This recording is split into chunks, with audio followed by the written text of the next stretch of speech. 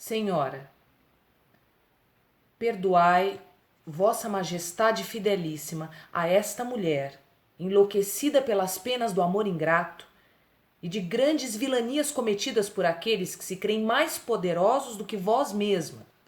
Perdoai por vir vos interromper com relato de meus sofrimentos de mínimo relevo, vossas orações e vossos atos régios tão urgentes para o vosso reino e para aquele de Deus. Por louca e desobediente encarceraram-me neste recolhimento da Conceição, no alto das colinas dessa cidade de Olinda, famosa por sua beleza, pelo fausto ostentado em outras eras, quando branco e doce era o ouro destas terras. Bela cidade que a mim, porém, não delicia, pois quase só a vejo retalhada aqui pelas grades, as grades da única e estreita janela desta cela de não mais de uma braça quadrada. Há já longo tempo me trouxeram para cá, com o fim de aguardar alguma nau de carreira que me levasse a Lisboa para ser julgada pelas cortes por um crime que me foi assacado. Mas aqui me esqueceram, e é para que me recordem que agora vos escrevo, senhora, pois que em vós se juntam duas coisas que de raro se podem reunir. Primeiro, o serdes rainha de cetro e coroa, capaz de ordenar e fazer o bom e o justo acima de todos e quaisquer súditos de qualquer sexo que habitem em vossas terras. E segundo, serdes mulher, capaz de saber o que sofre outra mulher. Outra mulher que clama por justiça, senhora. Muito eu tenho hesitado em escrever-vos, senhora, pois bem sei que mesquinhos são os infortúnios que vos hei de relatar, se comparados àqueles trabalhos que desde vossa régia infância certamente tendes passado. Que rainha sois, mas nem por isso sois menos mulher. E sofrer e chorar é o quinhão de todas as filhas de Eva. Porque em todas as condições, aqui nestas colônias, em África, nas Índias, na China, no Reino, no Paço Real ou na mais pobre aldeia do vosso império, estão submetidas às leis dos homens, que muito mais duras são para as fêmeas. E só para elas se cumprem, pois todos os seus pais, irmãos, maridos, filhos, varões quaisquer, clérigos seculares, só as querem para delas servirem-se e para dominá-las, como aos animais brutos se faz, blasfemando vergonhosamente ao emprestar-lhe a Deus, nosso Senhor, tão cruel desígnio. Bom, gente, a gente leu esse trecho, o primeiro trecho, né, a primeira parte do livro, Carta Rainha Louca, da Maria Valéria Rezende, e eu acho que já é um trecho, que esse trecho que ela um pouco contextualiza, né, onde é que ela tá presa em Olinda, a gente não sabe ainda o que ela tá presa, né, mas a gente sabe que ela está escrevendo para a rainha para tentar sensibilizar uma outra mulher como ela, né, que talvez possa entender o que ela está passando, e uma mulher que está no poder, né? Não sei se dá para ver no vídeo, mas tem esse trecho já que começa com uma rasura, é um recurso que a Valéria vai usando durante o livro todo, um pouco para mostrar momentos em que essa personagem se arrepende de alguma coisa que ela falou, como se ela tivesse falado demais, ou escrito demais, né, no caso de uma carta, e ela jamais falaria determinadas coisas para uma rainha, né? Então, quando ela faz essa crítica à sociedade, né, a respeito do papel da mulher, ela imediatamente risca aquele trecho. Depois a gente vai ver que ela riscou porque ela tem pouco papel, ela tem pouca tinta, afinal de contas ela está na prisão, né? Ela tem pouco material, então ela não pode se dar ao luxo de pegar uma outra folha nova. Então ela decidiu riscar. E eu acho que já é assim um grande, talvez o maior desafio na hora de transformar uma obra literária, como é o caso do romance, numa peça teatral, porque é claro quando a gente está lendo, mas como é que a gente faz isso claro para o público? A própria Valéria falou que talvez poderia ser como um cochicho ou uma parte. Eu, às vezes, penso que, quando tiver os elementos cênicos, pode ser uma câmera que mostre de cima essa mulher escrevendo e ao mesmo tempo, riscando na sequência, mostrando para o público, né, que trecho é esse que ela está riscando, o que ela falou a mais ali.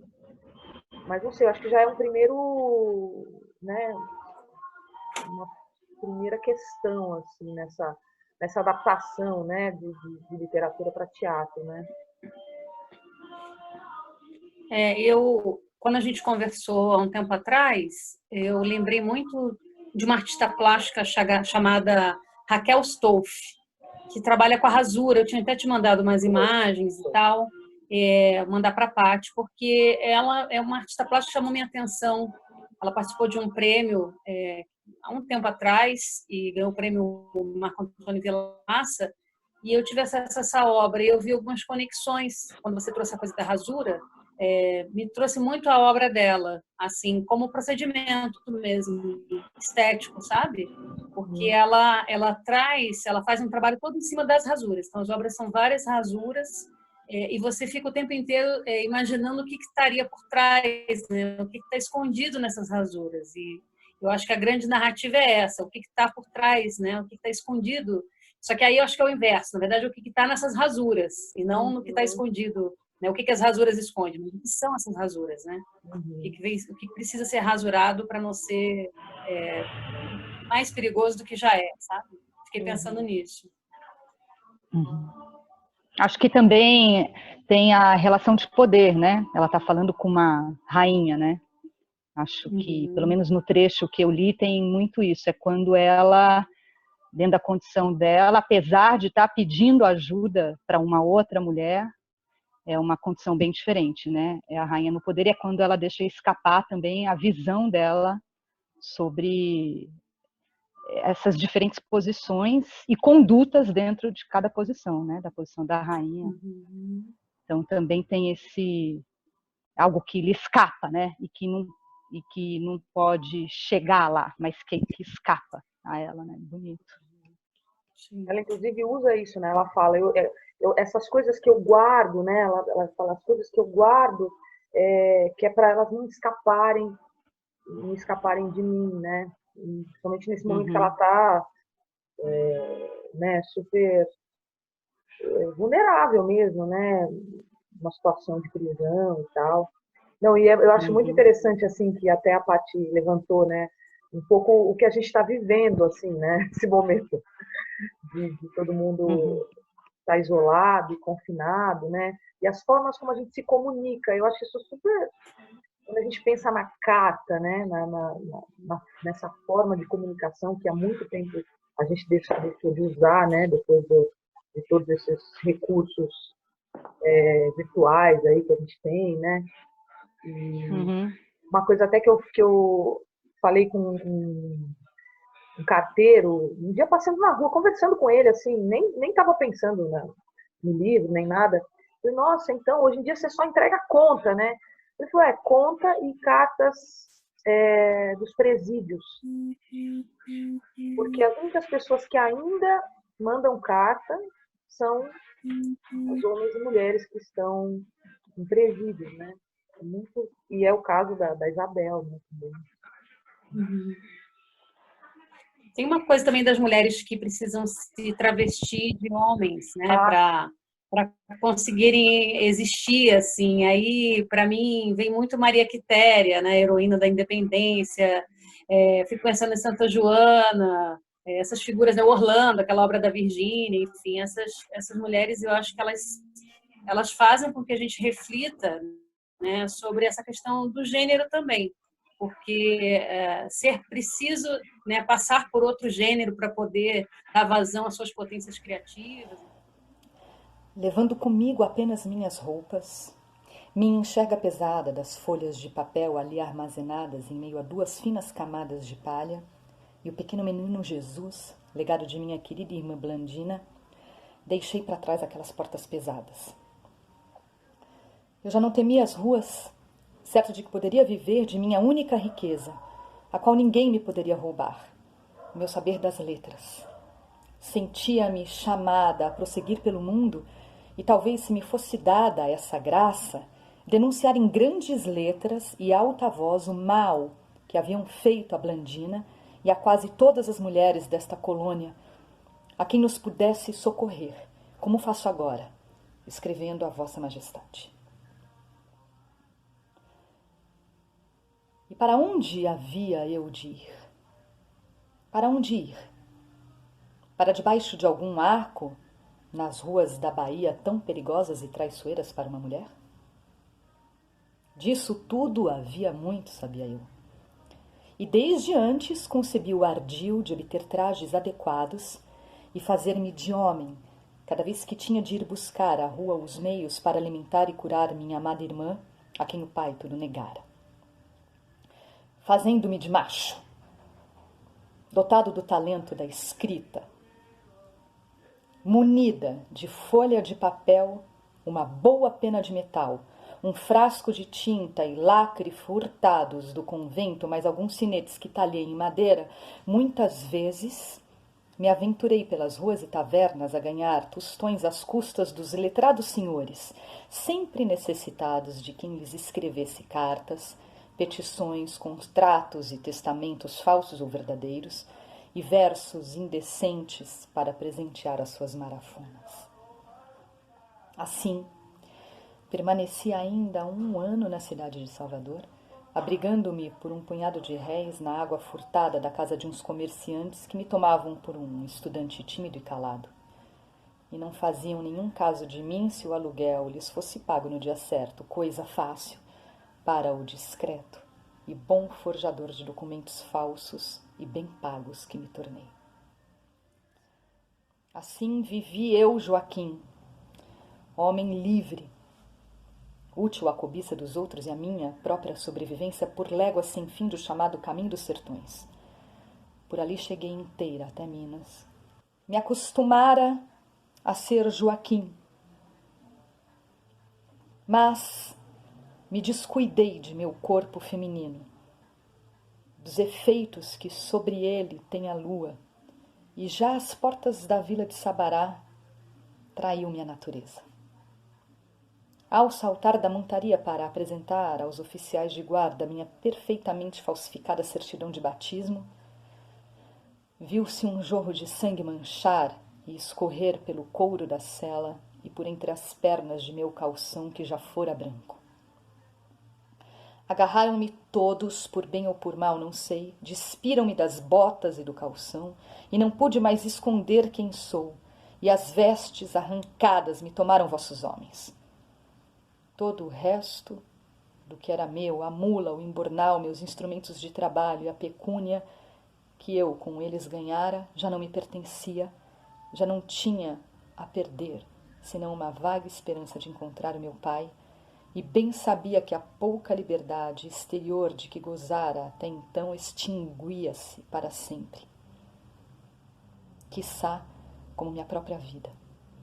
Tinha eu, então, não mais de 22 anos de idade, e já via findar-se minha vida, sem saber sequer se meu pai ainda vivia. E o livro da Valéria, né, é incrível porque ela traz isso, essa visão que a gente está falando agora, mas ela traz no Brasil colonial, né? Aí a gente vê realmente como a gente atravessa os tempos e ainda está totalmente nós estamos encerradas diante desse tipo de comportamento do Brasil, né? Isso é revoltante, é aprisionante. Uhum. Para além da vestimenta, como a Johnny falou, que, né, desses uniformes, vem também o comportamento, né, íntimo, que às vezes, como você se relaciona, se veste de uma certa, do que chamam de macheza, né, para conseguir coisas, para relacionar, abrindo mão aí de um outro tipo de possibilidade relacional, né? E é muito forte isso também, eu acho. E aí ela é muito precisa, né, no livro dela, com esses paralelos, né? Brasil colonial e hoje. Pega fundo, né? A gente que leu, né? Quando eu li, os trechos, eu falei, nossa senhora, a gente se vê espelhada imediatamente, né? E isso é muito cruel, né? Porque ela está falando lá da Maria Louca, ela está falando de 1789, né? E a gente aqui em 2020, também confinada aí na sua realidade. Muito interessante esse espelho também, trocar essas leituras, essas cartas diante dessa situação que a gente está atravessando agora. Tem muitos paralelos interessantes, eu acho. E esse momento que ela fala que ela foi traída pela natureza, né? Porque ela tá vestida de homem e ela só é descoberta, vamos dizer assim, né? Porque ela menstrua e os caras veem que ela é uma mulher, né? Vai dar pano para manga. Vai. Projeto. Eu fico pensando também que tipo de carta, né? Que tipo de louca ou de louco, né? Receberia essa carta hoje, se a gente fosse escrever assim, pensando agora nessa situação que a gente está vivendo, de isolamento social, né? E habitando esse corpo, né? Que se identifica com o gênero feminino. Imagina que tipo de carta a gente escreveria também, né? Porque essa mulher ela fala por muitas e ela viaja no tempo, assim, ela atravessa os tempos, né? A fala dela acho que atravessa os tempos. Então, fico pensando também nesse momento como seria escrever essa carta agora, pensando nesse momento também. Acho que é isso, né, meninas? 2 trechos e um belo papo. Imagina, né? O livro inteiro. E quando a Valéria estiver com a gente, a Maria, né? Vai ser maravilhoso.